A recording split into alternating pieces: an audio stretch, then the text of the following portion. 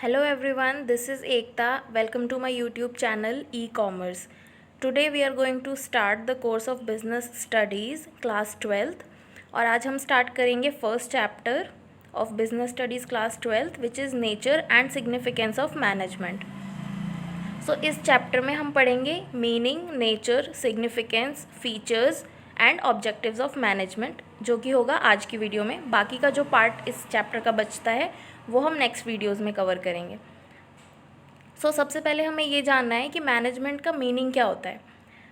Management का meaning अगर हम बेसिक टर्म्स में देखें तो किसी चीज़ को मैनेज करना, लेकिन अगर आप बिज़नेस स्टडीज़ की टर्म्स में पढ़ेंगे तो मैनेजमेंट इज़ अ प्रोसेस, यानी कि ऐसी कोई चीज़ जो एक टाइम पे करके ख़त्म नहीं की जा सकती. प्रोसेस का मीनिंग कि जो चलता ही जाएगा. प्रोसेस है, लेकिन किस चीज़ का? Process of getting things done through others, यानी कि जैसे हमारे पास कोई काम है, किसी ऑर्गेनाइजेशन में कोई काम है, उस काम को करवाना दूसरों की हेल्प से विद द एम. और आपका एम क्या होगा कि आपको अचीव करने हैं आपके ऑर्गेनाइजेशन के goals effectively and efficiently. In basic terms management एक ऐसा प्रोसेस है जिसके थ्रू आप खुद भी काम करेंगे, दूसरों से भी काम करवाएंगे, और वो काम होगा इसलिए क्योंकि आपको ऑर्गेनाइजेशन के गोल्स को अचीव करना है इफ़ेक्टिवली एंड एफिशिएंटली. अब ये दो वर्ड्स हैं, इफ़ेक्टिवली और एफिशिएंटली. इनका मीनिंग क्या है? इफ़ेक्टिवली, इफ़ेक्टिव का मीनिंग होता है कि कोई भी काम जो आपने शुरू किया है उसे आप टाइमली पूरा करें, यानी कि जो आपके रिजल्ट्स हैं वो आप टाइम पे अचीव करें. एफिशिएंटली का मीनिंग ये होता है मिनिमाइजेशन ऑफ कॉस्ट, यानी कि आपको किसी भी काम को करने में जितना भी खर्चा आ रहा है, जो भी कॉस्ट लग रही है, वो आपकी कम से कम हो, यानी कि आपका प्रोडक्ट भी अच्छा बन के तैयार हो, या फिर आप कोई काम कर रहे हैं वो काम भी अच्छे से हो जाए और उसकी कॉस्ट भी बहुत ज़्यादा ना आए. और एफिशिएंटली का एक और मीनिंग है कि ऑप्टिमम यूटिलाइजेशन ऑफ रिसोर्सेज. जो इसका मेन कंसिडरेशन है वो होगा कि जो भी रिसोर्सेज आपके पास अवेलेबल हैं, चाहे वो नेचुरल हैं या जैसे भी रिसोर्सेज आपके पास अवेलेबल हैं आपके काम को पूरा करने के लिए, उनका प्रॉपर यूटिलाइजेशन हो, उनका कोई वेस्टेज ना हो. मैनेजमेंट एक ऐसा प्रोसेस है जिसके थ्रू हम काम को करते हैं और करवाते हैं ताकि हमारा गोल अचीव हो पाए कम से कम कॉस्ट पे, और जो भी हमें टाइम दिया गया है उस टाइम के अंदर अंदर. अगर आप किसी काम को टाइम पे कर लेते हैं लेकिन आपके काम की कॉस्ट बहुत ज़्यादा आ रही है तो हम उसे इफ़ेक्टिव कह सकते हैं, लेकिन वो एफिशिएंट नहीं होगा. और अगर आपके काम की कॉस्ट बहुत कम आ रही है लेकिन आपने उसको बनाने के लिए 6 महीने की जगह 7 महीने लगा दिए, तो इट मीन्स कि आपका काम एफिशिएंट है लेकिन इफ़ेक्टिव नहीं है. आई होप कि आपको मैनेजमेंट का मीनिंग क्लियर हो गया होगा. चलिए नेक्स्ट चलते हैं. इसके बाद हमें पढ़ना है कि फ़ीचर्स ऑफ मैनेजमेंट में क्या क्या फ़ीचर्स होते हैं. सबसे फर्स्ट फ़ीचर जो है दैट इज़ कि management is a goal oriented process. Goal आपको पता है, जैसे कि हर ऑर्गेनाइजेशन जो भी इस्टेब्लिश की जाती है किसी ना किसी गोल के साथ, किसी टारगेट के साथ ही इस्टेब्लिश की जाती है. हर ऑर्गेनाइजेशन का जो गोल होता है, तो मैनेजमेंट का जो पूरा प्रोसेस है वो हम इसीलिए करते हैं ताकि हम अपने जो भी हमने पहले से डिसाइड किया हुआ है गोल, उसको अच्छे से अचीव कर पाएँ, सारे रिसोर्सेज को अच्छे से यूज़ करके और कम से कम कॉस्ट पे. जो पूरा प्रोसेस है मैनेजमेंट का, वो अपने प्री डिटरमाइंड गोल को अचीव करने के लिए किया जाता है. Next, continuous process. जैसे मैंने आपको ऑलरेडी बताया कि ये एक प्रोसेस है, इसलिए एक सिंगल टाइम पे या एक दिन में करके ये ख़त्म नहीं किया जा सकता.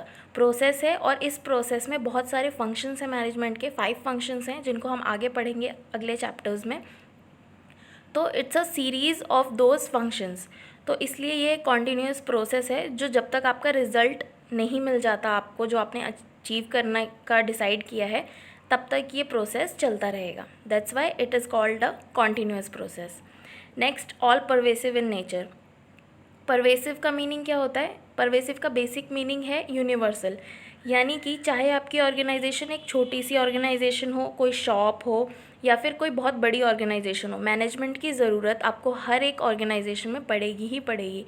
यहाँ तक कि आप सिंपल एग्जांपल के लिए देख सकते हैं कि आपके घर में भी, जैसे मॉम्स होती हैं हमारी, वो घर को मैनेज करके रखती हैं बहुत अच्छे से, तो वहाँ पे भी अगर वो बिना मैनेजमेंट के काम करेंगी तो आपको कोई भी चीज़ टाइम पे नहीं मिलेगी, जगह पे नहीं मिलेगी. लेकिन उनके अच्छे मैनेजमेंट की वजह से हमको हर चीज़ अपनी अपनी जगह पे मिल जाती है. ये एक बहुत छोटा सा एग्जांपल है मैनेजमेंट का कि हमें इवन अपने घरों में भी मैनेजमेंट की ज़रूरत पड़ती है। इसलिए मैनेजमेंट का नेचर जो है वो परवेसिव है कि चाहे कैसी भी ऑर्गेनाइजेशन हो, उसके साइज़ या उसके नेचर पे डिपेंड नहीं करता, हर टाइप की ऑर्गेनाइजेशन में मैनेजमेंट की ज़रूरत पड़ेगी। Next, it's a group activity. कोई भी मैनेजमेंट जब काम करता है तो उसमें ऐसा नहीं हो सकता कि एक ही इंसान सारे के सारे काम कर ले। अलग अलग डिपार्टमेंट्स होते हैं हर ऑर्गेनाइजेशन में, जैसे प्रोडक्शन डिपार्टमेंट है, सेल्स डिपार्टमेंट है, परचेज डिपार्टमेंट है, फाइनेंस डिपार्टमेंट है। तो हर डिपार्टमेंट एक ग्रुप की तरह काम करता है, हर डिपार्टमेंट में अलग अलग एम्प्लॉयज़ काम करते हैं। So it's a group activity जहाँ पे अलग अलग ग्रुप्स मिलके एक कॉमन गोल की तरफ काम करते हैं। जो भी ऑर्गेनाइजेशन का गोल है अल्टीमेटली उनको वही अचीव करना है, लेकिन अलग अलग ग्रुप्स में काम किया जाता है क्योंकि हर ग्रुप का काम अलग अलग होता है। So it's a group activity जहाँ पे अलग अलग लोगों को, एम्प्लॉयज़ को मिलकर काम करना होता है, किसी एक इंसान का काम नहीं है ये। Next, dynamic. डायनामिक का मीनिंग होता है चेंजिंग।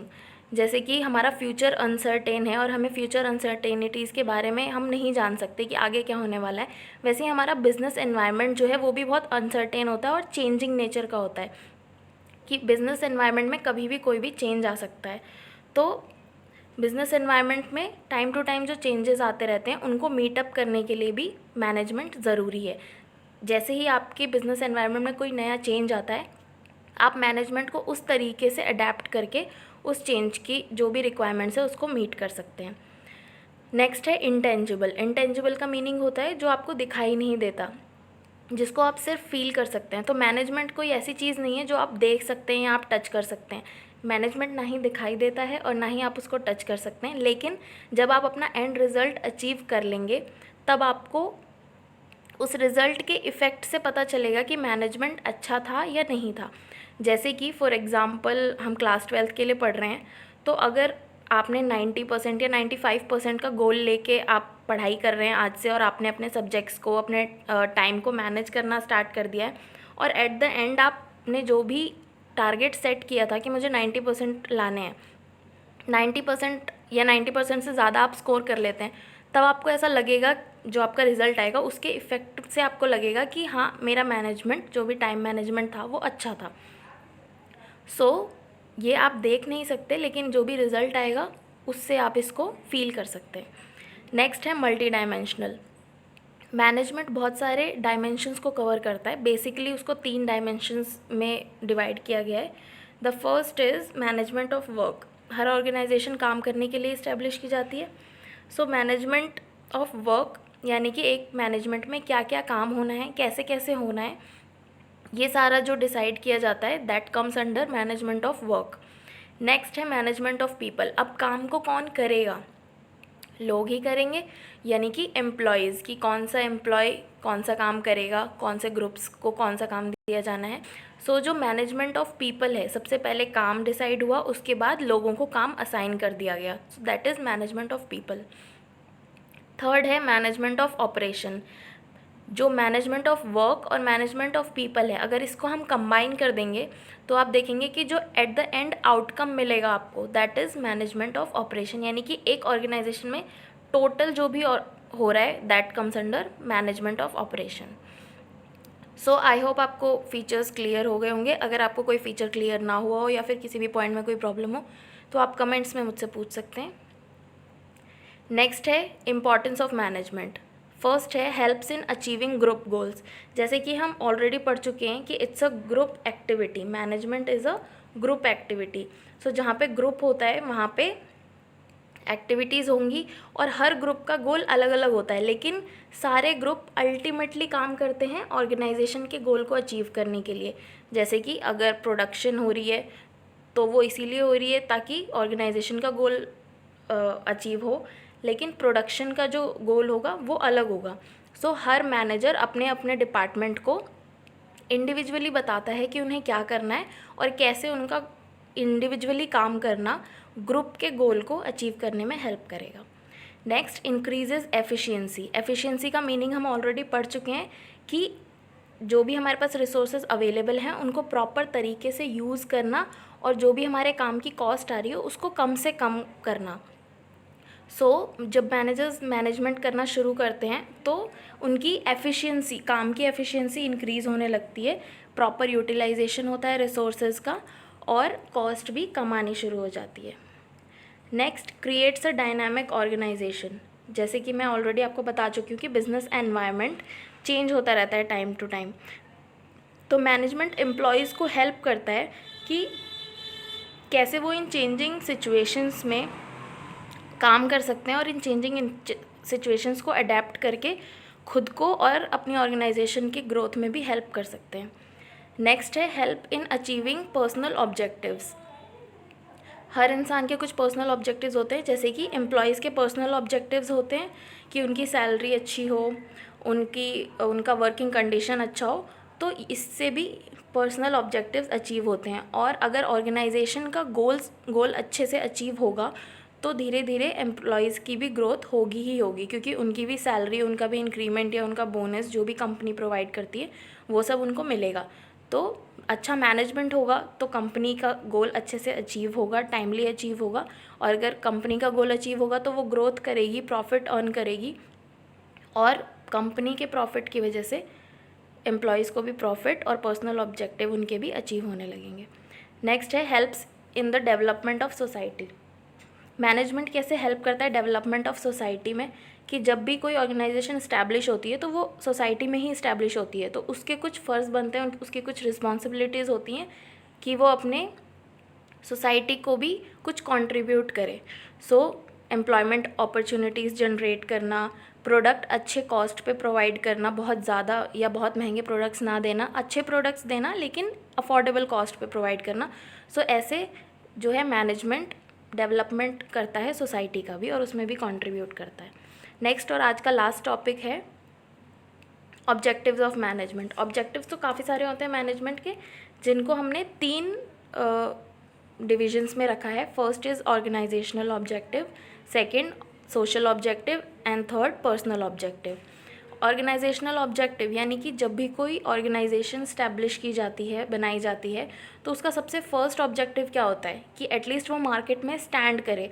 मार्केट में ऑलरेडी बहुत सारी कंपनीज़ होती हैं, बहुत सारे प्रोडक्ट्स होते हैं, बहुत सारे कॉम्पिटिटर्स होते हैं, तो उनके सामने जब आपकी कंपनी सर्वाइव करे, तो सर्वाइव करने का मतलब क्या होता है, हमें कैसे पता चलेगा कि हमारी कंपनी सर्वाइव कर पा रही है या नहीं कर पा रही है। तो जब भी सर्वाइव चेक करना होता है तो हम ये चेक करते हैं कि जो भी हमारे काम में या हमारे प्रोडक्ट में, सपोज़ हम एक प्रोडक्ट बना रहे हैं और उस प्रोडक्ट को बनाने के लिए हमने जितना खर्चा किया है, अगर हम उसको बेच के उतना रिकवर कर पा रहे हैं तो इट मीन्स कि हमारा सर्वाइवल हो रहा है और हमारा सर्वाइवल इज़ पॉसिबल।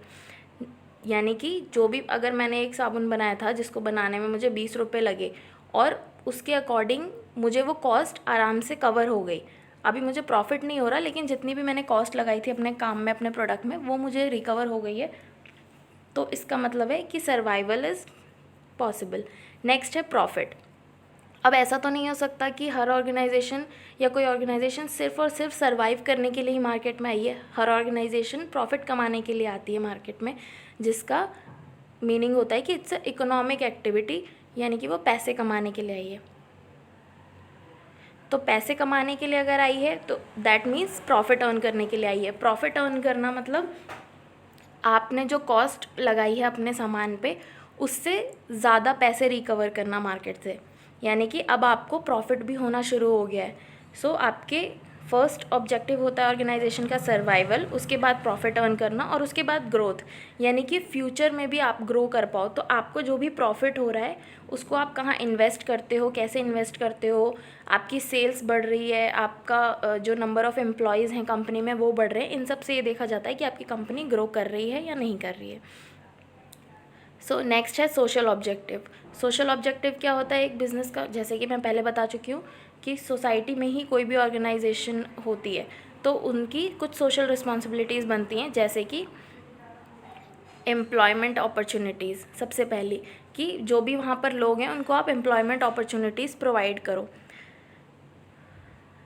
सेकंड है सेफ्टी ऑफ एनवायरनमेंट, यानी कि आपकी ऑर्गेनाइजेशन कुछ ऐसा काम ना कर रही हो जिससे कि एनवायरनमेंट को कोई भी हार्म हो रहा हो। नेक्स्ट इम्प्रूविंग लिविंग स्टैंडर्ड, यानी कि आप लोगों को हेल्प कर सकते हो, मेडिकल कैंप्स लगवा सकते हो, और उनको एजुकेशनल फैसिलिटीज़ प्रोवाइड करा सकते हो। तो ये सब आप एक ऑर्गेनाइजेशन का सोशल ऑब्जेक्टिव है जो उसको टाइम टू टाइम करते रहना चाहिए। लास्ट है पर्सनल ऑब्जेक्टिव्स। पर्सनल ऑब्जेक्टिव्स होते हैं वो उन एम्प्लॉयज़ के जो एम्प्लॉयज़ आपके ऑर्गेनाइजेशन में काम कर रहे हैं। सो फर्स्ट है फाइनेंशियल नीड्स। फाइनेंशियल नीड्स का मीनिंग कि उनकी सैलरी अच्छी हो, एटलीस्ट इतनी हो कि उनका लिविंग स्टैंडर्ड बना रहे। नेक्स्ट सोशल नीड्स, यानी कि जो भी आपका एनवायरनमेंट है, वर्किंग एनवायरनमेंट, वो इतना अच्छा हो और वहाँ पर लोग एम्प्लॉयज़ ऐसे हों जिनके साथ काम किया जा सके और उनके जो एनवायरनमेंट है वो उनको अच्छा मिले, जिसमें वो अच्छे मन से काम कर सकें। नेक्स्ट है higher level needs. Higher level needs में आता है आपका सेल्फ इस्टीम। अगर आपके एम्प्लॉयज़ बहुत अच्छा काम कर रहे हैं तो आप उनको time to time recognition provide करें जिससे कि उनका मोटिवेशन हो और अच्छे से काम करें। So this is it for the today's video guys.